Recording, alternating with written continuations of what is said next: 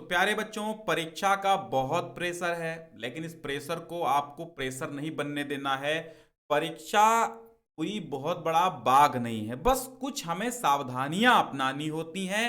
परीक्षा हमारी निपट जाती है, सबके जीवन में परीक्षाएं आती, जो भी पढ़ता लिखता है वो परीक्षा देता है ना। तो डरने की आवश्यकता नहीं, बस एक सेल्फ कॉन्फिडेंस बनाए रखो, आत्मविश्वास बनाए रखो कि यार हमने 365 दिन पढ़ा है और 3 घंटे के पेपर में हम नहीं लिख पाएंगे। भैया पूरे साल पढ़े हो, है ना, 300 दिन तो पढ़े ही होंगे। 300 दिन पढ़ने के बाद आप 3 घंटे के पेपर से डर रहे हैं तो ये गलत बात है। अच्छा, कुछ बातें आज हम लेकर के आए हैं, ये 12 पॉइंट हम आपसे डिस्कस करेंगे। आपके परीक्षा देने से पहले आपको ये बातें बहुत गांठ बांध लेनी है, आपको ये बातें बिल्कुल समझ लेनी है बहुत अच्छे। ठीक, पहली बात क्या है, जब परीक्षा जिस दिन हो उससे एक दिन पहले, यानी परीक्षा से एक रात्रि पूर्व जो है, आपको क्या करना है, सभी सामान अपना रख लेना है। कौन सा? जैसे आपका प्रवेश पत्र है, ओरिजिनल ले जाना है कॉलेज में, स्कूल में, एग्जाम सेंटर पर ओरिजिनल प्रवेश पत्र ले जाना है। ठीक है। पेंसिल, पेंसिल आपको रख लेनी है, जो पेंसिल अगर आप रखते हैं, इरेजर रख लेनी है, स्केल, पटरी रख लेनी है, पेन इत्यादि, और परिचय पत्र जैसे कि आप आधार कार्ड ले जा सकते हैं। हाँ, अगर आपका वो धुंधला है, क्या आपका फोटो आपके प्रवेश पत्र में धुंधला है, तो आप आधार कार्ड ले जा सकते हैं। अब आप कहेंगे सर आधार कार्ड में अगर कुछ गलत है तो आधार कार्ड मतलब प्रवेश पत्र में नाम गलत हो गया या कुछ, तो आधार कार्ड से मैच कराएंगे तो दिक्कत होगी। ऐसा कुछ नहीं होता है, ठीक है। वो केवल मैच कराएंगे नाम और स्पेलिंग से, मतलब थोड़ी रहता वहां पर ये मैच कराएंगे कि आप ओरिजिनल आदमी हैं कि नहीं है। फिलहाल ऐसा नियम नहीं है आधार कार्ड ले जाने का, लेकिन आप अपने स्कूल में, कॉलेज में पूछ लेना, क्या सर मैं आधार कार्ड ले जा सकता हूं? अगर कहेंगे हाँ लाना है तो ले जाना। आधार कार्ड लिए जाना, कोई बहुत बड़ी वो आईडी से कोई दिक्कत नहीं है, ठीक है। आधार कार्ड लिए जाना, आईडी से कोई दिक्कत नहीं होती, ठीक है। और अगर प्रवेश पत्र पर आपका फोटो खराब है, कुछ नहीं दिख रहा है, तो आप नया फोटो चस्पा करवा के अपने प्रिंसिपल से अटेस्ट करवा लेना, ठीक है। ये बातें तो वो हो गई उसकी प्रवेश पत्र की। तो परिचय पत्र आपका अगर स्कूल का इशू है तो वो भी ले जा सकते हैं, लेकिन उसकी आवश्यकता कहीं पर भी नहीं है। परिचय पत्र की आवश्यकता नहीं। परिचय पत्र का यहां पर मतलब यही हुआ कि आप आईडी कार्ड ले जाना, अपना आधार कार्ड वगैरह। नंबर का चश्मा, यानी जिस नंबर का चश्मा आपको लगता है, मान लो आप चश्मा पहन के ही लिख पाते हैं, तो आप चश्मा जरूर ले जाइएगा। थोड़े पैसे भी रख लीजिएगा पारदर्शी थैली में, ठीक है। या अगर दूरी ज्यादा नहीं है तो आपको ज्यादा पैसे रखने की आवश्यकता नहीं है। और अगर आपके गार्जियंस जाते हैं आपके साथ में पेपर दिलाने, तो आपको पैसे रखने की कोई आवश्यकता है ही नहीं, ठीक है। अब आप बार बार हमें कमेंट करके मत परेशान करिएगा सर आधार कार्ड ले जाना है, ऐसा कोई नियम नहीं है, ठीक है। लेकिन आधार कार्ड एक आईडी होती है जो आप लिए जाएंगे तो कोई दिक्कत भी नहीं होगी, समझ गए आप। हाँ, और वहां कहेंगे कि भैया नहीं इसकी जरूरत है, तो आप रखे रहना, उसमें कोई पकड़ भी नहीं है आधार कार्ड में, ठीक है। तो परिचय पत्र रखना है आपको, आपका एडमिट कार्ड नहीं भूलना, बाकी चाहे जो कुछ भूल जाओ। पेन मांगोगे मिल जाएंगे, कहाँ एग्जाम सेंटर कोई ना कोई एक आध दे देगा, लेकिन आपके मन का वो नहीं हो। पेंसिल मिल सकती है, पटरी मिल सकती है, यानी स्केल, ठीक है ना, लेकिन एडमिट कार्ड कोई थोड़ी दे देगा आपको अपना, ना तो वो लगेगा। चश्मा भी किसी का किसी के नहीं लगता है, तो चश्मा आप अगर लगाते हैं, अगर आपको चश्मा लगता है तभी दिखता है, तो आप चश्मा रखिएगा। और पारदर्शी थैली में ही सब कुछ रख के ले जाइएगा, ठीक है। अगर कोई आप दवाई ले रहे हैं तो उसे भी रख लेना है। जैसे आप रेगुलर कोई दवाई ले रहे हैं कि मुझे 10 बजे दवाई लेनी है, ठीक है। बाकी 1-2 घंटे अगर दवाई इधर उधर हो सकती तो दवाई ना लेके जाओ, कोई दिक्कत नहीं। लेकिन आपको अगर सही समय पर दवाई खाना, मान लो 8 से पेपर है आपको, 8 से 11 पेपर है, तो आपको 10 बजे दवाई खानी है, तो बीच में आप खा सकते हैं दवाई, दवाई को कोई नहीं रोकेगा, ठीक है। तो दवाई आप रख सकते हैं अगर आप कोई रेगुलर दवाई ले रहे हैं, ठीक है। नए सिरे से दवाई नहीं लेनी। यानी यहां पर हमने एक पॉइंट डिस्कस किया है कि नई दवा पेपर के दिन न खाएं, यदि संभव हो तो। अगर संभव है कि आप मान लो आपके सिर दर्द है, आप सिर दर्द पचा ले जा रहे हैं, कोई ज्यादा दिक्कत नहीं है, तो आप दवा न खाएं तो बेहतर है। ठीक है, चाहे दोपहर में आपका पेपर इंटर वालों का हो, चाहे हाई स्कूल वालों का सुबह मीटिंग। अगर आपके सरदर्द इतना नहीं है कि आप सहन नहीं कर पा रहे हैं, या सरदर्द से आपको कोई ज्यादा प्रॉब्लम क्रिएट नहीं हो रही है, तो आप दवा न खाएं नए सिरे से पहली बार उस दिन। कारण यह है कि मैं एक कहानी छोटी सी आपसे डिस्कस कर देता हूं। मेरा एक शिष्य था जिसने उत्तर प्रदेश पुलिस मतलब यूपीपी में एग्जाम दिया। एग्जाम देने गया तो पता नहीं किसने बता दिया उसको कि भैया जो है आप वो एक सरदर्द की गोली आती है तो वो पेपर देने से पहले खा लेना। और पेपर इससे क्या होगा, इससे आपका प्रेशर कम हो जाएगा दिमाग का और आप अच्छे से सारे क्वेश्चन याद आ जाएंगे। उसका हुआ उल्टा, उसने एक गोली खा ली सरदर्द की, पता नहीं कौन सी गोली खा ली। अब उसने जब गोली खा ली वो, तो उसको जो आता था वह भी भूल गया, क्योंकि वो नशे में रहा 3-4 घंटे जब तक पेपर हुआ। फिर क्या हुआ, उसकी तैयारी इतनी थी कि उसका सिलेक्शन हो जाता, लेकिन सिलेक्शन नहीं हो पाया। आज भी वो टहल रहा है। तो ऐसा कोई कदम ना उठाएं जिससे प्रॉब्लम क्रिएट हो। ठीक है, ठीक है, पूरी बातें ध्यान से सुनिएगा, ऐसी बातें कोई आपको नहीं बताता होगा। परीक्षा का समय प्रातः काल है, तो आपको कितने बजे उठना है, 5 बजे उठना है। 8:15 से पेपर है, ठीक है, तो 5 बजे उठना है, 3 घंटे पहले। और उधर जल्दी आपको सोना है। 16 को पेपर है, 15 फरवरी को, मान लो सपोज दैट 16 फरवरी को पेपर है ना, तो 15 फरवरी को आपको रात में 10 बजे हर हाल में सो ही जाना है। हालांकि ये बात अलग है कि नींद आती ही नहीं है ढंग से उस दिन, है ना, वो प्रेशर बनाना है, सुबह जाना है, सुबह जाना, तो नींद नहीं आती, रात में 2-3 बार जगोगे। लेकिन ऐसा मतलब बिना किसी चीज के सोचे हुए, बिना किसी प्रेशर के, आप कॉन्फिडेंस के साथ कि मैं कर लूंगा कल, सो जाए आराम से। ठीक है, आराम से सो जाए। ठीक, 10 बजे आसपास सो ही जाएं, 5 बजे उठें, तो आपको एक 7 घंटे की लंबी नींद मिल जाएगी। ठीक है, और बाकी इंटर वाले हैं तो वो रात में 12-1-2 बजे तक जग सकते हैं, क्योंकि उनका 2 बजे से पेपर होता है। लेकिन मैं यही कहूंगा कि आप इंटर हो चाहे हाई स्कूल, तो आप रात में भरपूर नींद ले लें। 15 को, अगर 16 पेपर है ना, तो 15 को आपको रात में अच्छी नींद लेनी है। ठीक है, अब 5 बजे आप उठेंगे, हाई स्कूल वालों 5 बजे उठें, देर रात्रि तक नहीं जगना है आपको। 1 घंटा प्रातः, 1 घंटा प्रश्नों व टॉपिक को आपको रिपीट करना है। ठीक है, बाकी निर्धारित समय से आपको 30 मिनट पहले परीक्षा स्थल पर पहुंचना है, परीक्षा केंद्र पर पहुंचना है। याद रखिएगा, आधे घंटे से पहले ही पहुंच जाओ। मान लो 8:15 का पेपर है, तो आप 7 बजे, 7:30 बजे, 7, 7:30 के बीच में पहुंच ही जाओ तो ज्यादा बेहतर है। क्योंकि 8 बजे आपको कॉपी मिल जाती है। 8:15 का पेपर है ना, तो 8 बजे 15-20 मिनट पहले आपको एग्जाम की कॉपी मिल जाएगी, जिसपे आपको रोल नंबर वगैरह भरना स्टार्ट कर देना होगा। फिर 8:15 पे पेपर मिल जाएगा, जैसे घंटी लगेगी पेपर बटेगा। फिर 11:15 तक आपका क्या हो जाएगा, काम खत्म हो जाएगा, पेपर हो जाएगा। परीक्षा का समय अगर दोपहर का है, तो घर से जाते समय पानी पीकर जाना है। दोपहर का भोजन हल्का एवं सुपाच्य लेना है, आलस से नहीं आएगा। मतलब हाँ, अब सुबह भी जो बच्चे जा रहे हैं, तो ऐसा नहीं है कि आपको भोजन भरपेट कर लेना है, या नाश्ता इतना ठूस लेना है कि वहां जाकर के उल्टी होने लगे, या कब्ज हो जाए, या पेट में गैस बनने लगे, या तमाम प्रॉब्लम हो जाए। तो सुबह भी अगर आप चाय पीते हैं और गैस नहीं बनती है, तो आप आराम से चाय पी लें। ठीक है, हल्का सा नाश्ता कर लें। ठीक है, या फिर आप खिचड़ी ले सकते हैं, हल्का सा गीली खिचड़ी भी ले सकते हैं। ठीक है, कोई प्रॉब्लम। और बिल्कुल खाली पेट ना जाएं, नहीं तो आपको बहुत ज्यादा भूख लगेगी लास्ट में, और सिर दर्द होगा जब लास्ट पेपर का बचेगा समय। और पेपर देने के बाद आए, तो अबाउट सेक्शन में हमारा व्हाट्सएप नंबर है, उस पर आप पेपर की तुरंत पीडीएफ बना के कागज ऐप से या डॉक स्कैनर से हमें आप साफ साफ भेजें, तो वो मैं हल करा दूंगा। ठीक है, किसी भी विषय का पेपर हो, ठीक, वो आप भेजिएगा हमें। हर सेट भेजना है आपको पीडीएफ बना के बढ़िया सा, तो मैं आपकी साफ सुथरी पीडीएफ होगी तो मैं उस पर विचार करूंगा। हालांकि हिंदी के तो सारे ही हल करा दूंगा, लेकिन हर विषय का आपको भेज देना हमें।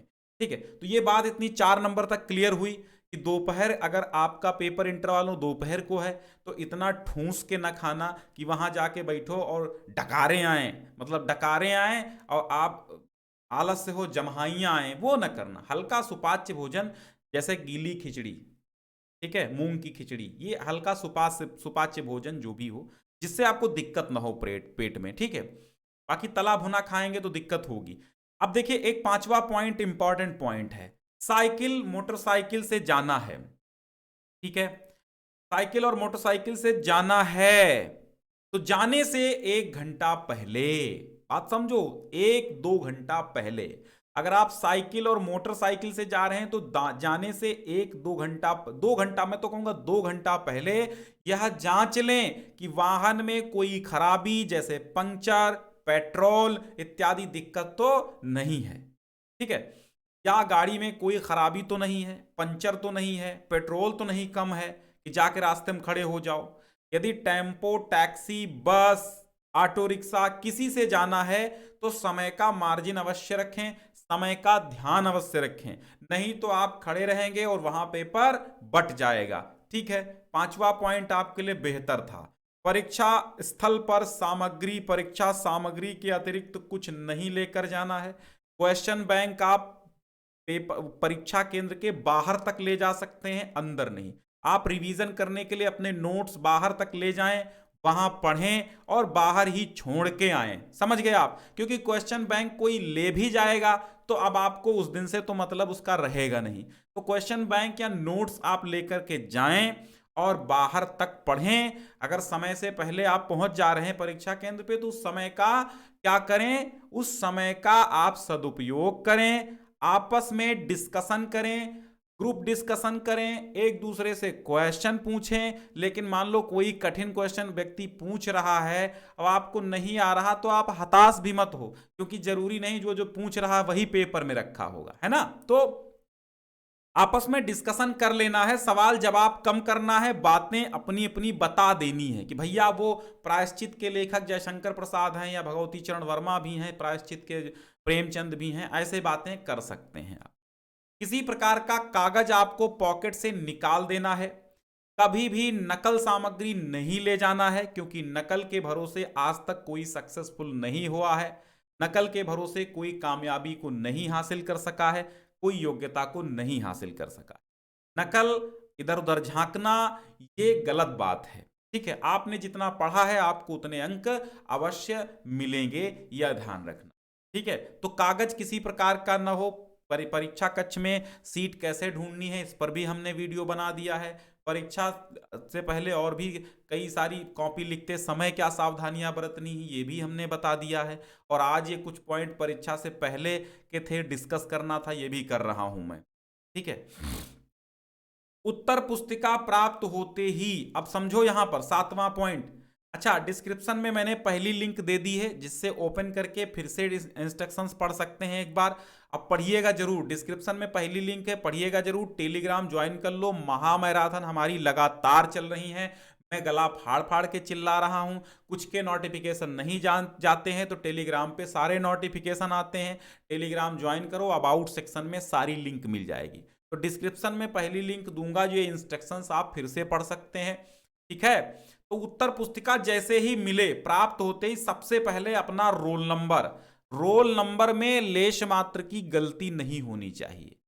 रट लो रोल नंबर, 10 अंकों का मोबाइल नंबर रट सकते हो तो रोल नंबर नहीं रट सकते हो, 22 36 82 42 30 ऐसे करके।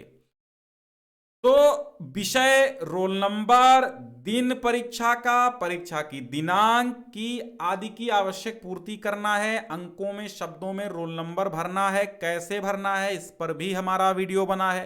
कॉपी का पहला पेज कैसे भरना है इस पर भी हमारा वीडियो बना है। आप सर्च करें कॉपी कैसे भरें ज्ञान सिंधु तो आपको वीडियो मिल जाएगा। 2023 कॉपी कैसे भरें ज्ञान सिंधु वीडियो मिल जाएगा, ठीक है। अगर नहीं आपको मिल पा रहा है, परीक्षा की सावधानियां ज्ञान सिंधु वीडियो मिल जाएगा। तो वीडियो हमारे हर टॉपिक पर बने हुए हैं। आपका जो मन में सवाल है उस पर हमारा वीडियो बना है, आप अपने मन में सवाल पूछे, सर्च करें, यूट्यूब पे मिल जाएगा, ठीक। तो पहला पेज भर लेना है सावधानी पूर्वक, पर वीडियो ऑलरेडी बना हुआ, एंड स्क्रीन पर हम दे देंगे।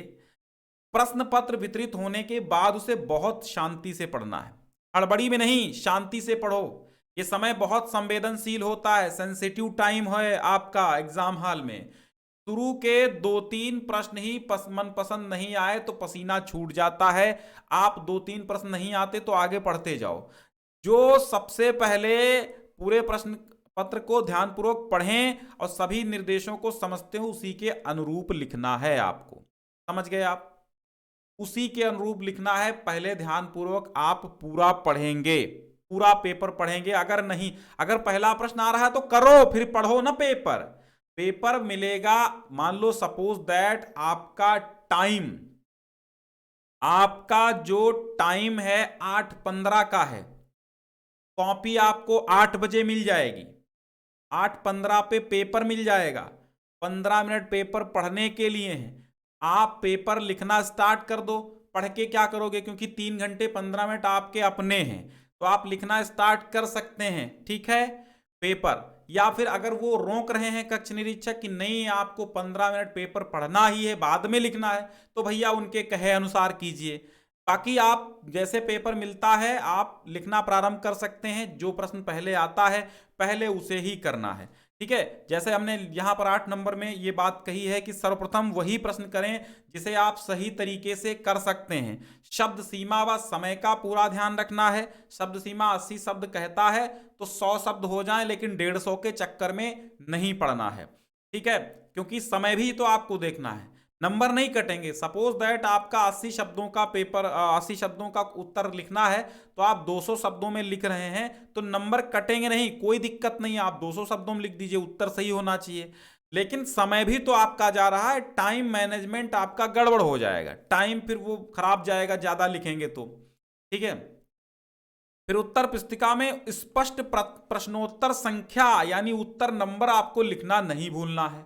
कौन से प्रश्न का हम उत्तर दे रहे हैं, अगर वही गलत भर देंगे तो मान लो 5वें का उत्तर आप दे रहे हैं, उत्तर नंबर 3 डाला है, तो वो तो 3 देखेगा, कहेगा 3 के अनुसार थे तो गलत कर गया। तो उत्तर नंबर अगर 5 का, प्रश्नोत्तर नंबर 5 का लिख रहे हैं तो 5 ही डालें, ठीक है। परीक्षा पर सुंदर, स्पष्ट और स्वच्छ लेखन शैली यानी बेस्ट राइटिंग का बहुत इफेक्ट पड़ता है। लेकिन खराब राइटिंग है तो घबराने की जरूरत भी नहीं है, क्योंकि खराब राइटिंग के नंबर अब नहीं कटते हैं, वो किसी भी विषय में हो, ठीक है। प्रभावित जरूर करता है एग्जामिनर को, लेकिन नंबर कटते नहीं हैं, ठीक। मतलब पढ़ने में नहीं आएगा तब तो नंबर कट ही जाएंगे। अब आप लिखते हैं भोजनालय, अब उसमें भोजनालय पढ़ने में नहीं आ रहा है तब तो नंबर कटेंगे। अगर आप टेढ़ा लिखते हैं लेकिन पढ़ने में आ रहा हो, शब्द स्पष्ट हो, तो नहीं कटते हैं नंबर, ठीक है। मात्राएं सही लगानी है आपको, ठीक है। उत्तर बहुत ही अच्छे तरीके से लिखा जा सकता है तथा जांचकर्ता भी प्रभावित हुए बिना नहीं रह सकता अगर आप सही वर्तनी का चयन कर। प्रश्न पत्र हल करते वक्त समय का पूरा तालमेल अवश्य रखें, क्योंकि प्रश्न आपका एक भी छूटा, संकल्प हमारा 100% का छूटा, ठीक है। एक भी प्रश्न छूटा, टॉपर बनने का सपना टूटा। निबंधात्मक लघुत्तरीय प्रश्नों को इसी अनुसार लिखें, यानी जो पहले आता हो, सही आता हो, पहले आप लिखो। जरूरी नहीं है क्रमबद्ध लिखो, ठीक है। हमेशा एक प्रश्न में 3-4 बातें पूछी जाती हैं, उनके नंबर भी वैसे ही विभाजित होते हैं। जैसे वो कहेगा कि गद्यांश का संदर्भ सहित हिंदी अनुवाद कीजिए, संस्कृत गद्यांश का संदर्भ सहित हिंदी अनुवाद कीजिए, तो उसमें लिखा रहेगा 5+2, 5 नंबर का अनुवाद है, 2 नंबर का संदर्भ है, प्लस। तो अगर आप दोनों चीजें नहीं लिखते हैं तो नंबर 2 कट जाएंगे, संदर्भ नहीं लिखते हैं तो नंबर कट जाएंगे। और अगर आपने संदर्भ लिख दिया है सही और अनुवाद नहीं किए हैं सही, तो 2 नंबर आपको मिलेंगे, अनुवाद के कटेंगे। अगर दोनों सही किए तो पूरा नंबर मिलेगा, ठीक है। अनर्गल आपको लिखना नहीं है, बार बार काट पीट आपको नहीं करनी। अगर कोई शब्द गलत हो गया है तो केवल एक बार में आपको काट देना है। कैसे कैसे, जैसे ये गलत है तो एक बार में ऐसे एक लाइन से काट देना है, बस। प्रश्न समाप्त हुआ तो आप नीचे एक लाइन खींच दें कि अब प्रश्न समाप्त हो गया। समाप्त न लिखें, ठीक है। अंतिम प्रश्न की समाप्ति पर समाप्त लिख दें, लेकिन ये समाप्त ना लिखो, वहां पर आप रोल नंबर अंकों में और शब्दों में डाल सकते हैं, ठीक है। समाप्त नहीं लिखना है, वहां पर अंकों में, शब्दों में रोल नंबर लास्ट में कॉपी खत्म करते समय लिखेंगे तो वो एग्जामिनर स्वयं समझ जाता है कि अब जो है कॉपी इसने पूरी कर ली है। परीक्षा के दिनों में गैप अगर है तो क्या करना है, ये अंतराल आर्ट्स कला संकाय में विशेष तौर पर आता है, क्योंकि आर्ट्स विषयों में अधिकता होती है। में तैयारी करने का बहुत अच्छा अवसर मिलता है। इस समय का सही इस्तेमाल करें। मान लो किसी पेपर में 2 दिन का गैप है, आज पेपर हुआ, 3 दिन पेपर नहीं है, चौथे दिन है, तो ये 3 दिन आपको घूमना नहीं है। इन 3 दिनों में आपको बेहतर रिवीजन करना है, बेहतर तैयारी के लिए। ठीक है, अगर आप सीट ढूंढे नहीं पा रहे हैं तो घबराइए नहीं, चिल्लाइए नहीं। एग्जाम सेंटर पे आराम से कक्ष निरीक्षक होते हैं, केंद्र व्यवस्थापक होते हैं, प्रिंसिपल होते हैं, सबसे जाके पूछ सकते हैं, सर मेरा रोल नंबर है, मैं ढूंढ नहीं पा रहा हूं। वो बताएंगे, वो बताएंगे। कोई बाघ नहीं होते हैं जो आपको खाने को दौड़ेंगे, नहीं। हमारे आप जैसे शिक्षक ही तो हैं। अब वो शिक्षक हैं, उनके तमाम सारे बच्चे उन्होंने भी पढ़ाए हैं, वो बता देंगे आपको। ठीक है, तो घबराने की जरूरत नहीं है। किसी भी शिक्षक से अभद्रता का व्यवहार नहीं करना है, तीखी टिप्पणी नहीं करनी है। वो जो कहता है उससे आप बार्गेनिंग नहीं करेंगे, बहस नहीं करेंगे। वो जो कहता है, अगर आपको पता है कि ये गलत कह रहा है कि ये कॉपी ऐसे नहीं ऐसे भरनी है, आपको तरीका पता है कैसे भरनी है, तो आप उस पर थोड़ा सा बातचीत कर सकते हैं, सर ये यहां पर ये पूछ रहा तो इसको ऐसे ही भरना। बाकी आप ज्यादा उससे उलझे नहीं, क्योंकि वहां परीक्षा देने गए हैं, झगड़ा करने। आपके अंदर जो एटीट्यूड है, आपके अंदर जो बहुत बड़ा उच्च पावर है, वो सारे पावर आप घर में छोड़ के आइए।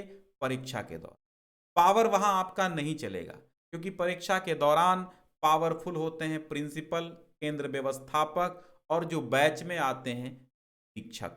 ठीक है, कक्ष निरीक्षक पावरफुल होते हैं। वो चाहें अगर आपको नकल करते पा जाएंगे तो आपकी कॉपी को सील कर देंगे, आपको नकल में दबोच कर रख देंगे, अगर आपने पुर्जी कहीं से पन्ना थोड़ा सा नकल का ले गए। इसलिए नकल करने की तो कतई सोचें ही नहीं। मोबाइल फोन तो लेके ही नहीं जाना, लेके जाना तो बाहर छोड़ के आना है। पारदर्शी पानी की बोतल ले जाना है।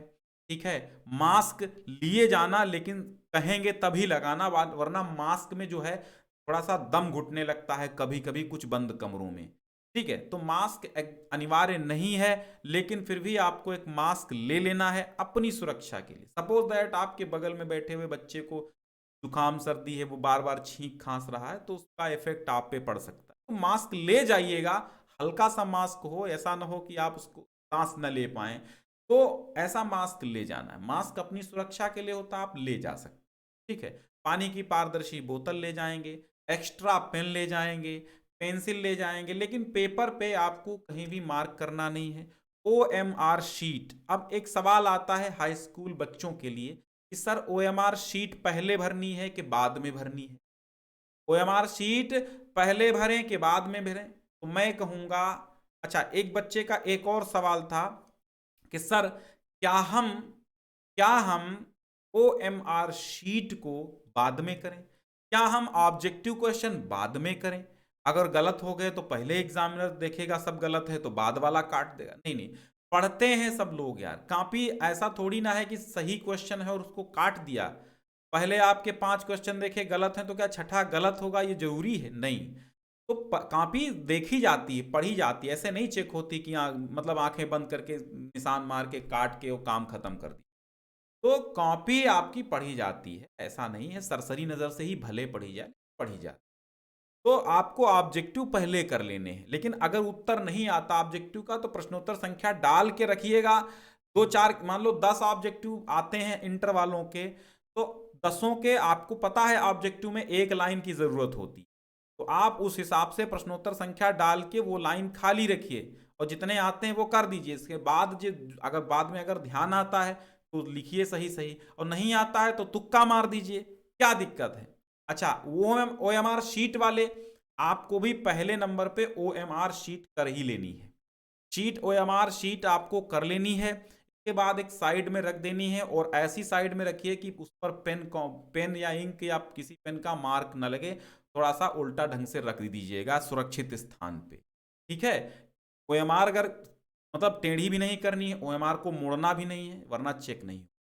ठीक है, और भी अगर कोई सवाल है तो हम एक लाइव सेशन लेने वाले हैं डाउट क्लियर का। कुछ बच्चे हमें व्हाट्सअप किए हैं, उनके स्क्रीनशॉट हैं, के तमाम सवाल हैं, उन सभी सवालों के जवाब मैं दूंगा। ठीक है, तो वो जवाब जरूर सुनिएगा। आप वही कहते हैं कि आप टेलीग्राम ज्वाइन कर लीजिए, सारी अपडेट मिलेगी। अब लास्ट में यही कहेंगे कि आप डिस्क्रिप्शन में पहली लिंक है, इन सारी जो हमने 12 पॉइंट बताएं इनको पढ़ के और थोड़ा सा शेयर कर दीजिएगा।